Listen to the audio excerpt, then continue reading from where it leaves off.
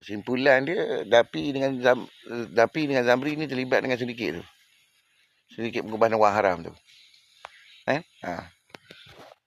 Jelas kat sini, 3 rejab. Laporan ni. Yang kata 3 rejab 2025 tu dalam TV tu. Pegawai polis tu kan, pegawai kanan polis tu. Dengan pegawai kanan SPRM tu. Dengan unit tindakan khas keamanan tu kan. Jelas memang dia orang terlibat lah. Memang dia mungkin ramai pegawai-pegawai atasan dah tahu dah benda ni. Dah nampak dah. Tapi nak menjayakan tu, proses tu memerlukan masa lah. Anak bini cerita pun kena tawan, kena tahan. Dia colik dia ada ayahanda dia orang ni. Kita pun tak faham juga sistem dia orang ni. Sampai kena serang.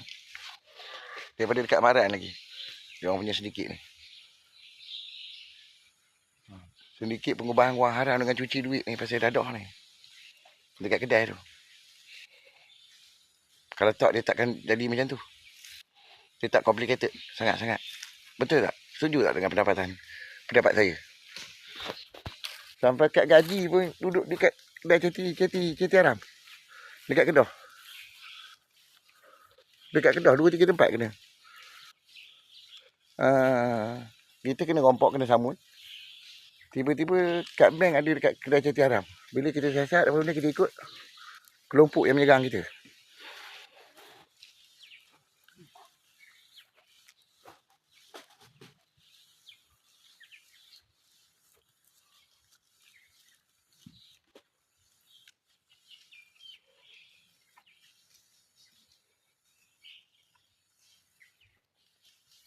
Kelompok yang sama je.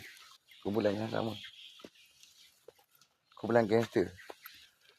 Yang dikatakan dengan pergidah apa benda tu kan. NGO tu kan.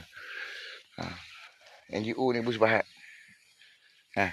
Untuk apa? Politik ke? Tujuan politik ke macam mana? Kita tak terlibat dengan politik. Kita nak penjelasan daripada dia orang ni. Dengan ayahanda kan, dia orang pandai bercakap kan. Pandai tuduh pelik-pelik, cakap pelik-bunyi pelik-pelik kan. Kan politik dia kan. Bunyi macam orang skizofrenia ke bipolar. Macam mana? Tak faham juga. Okey, laporan tamat.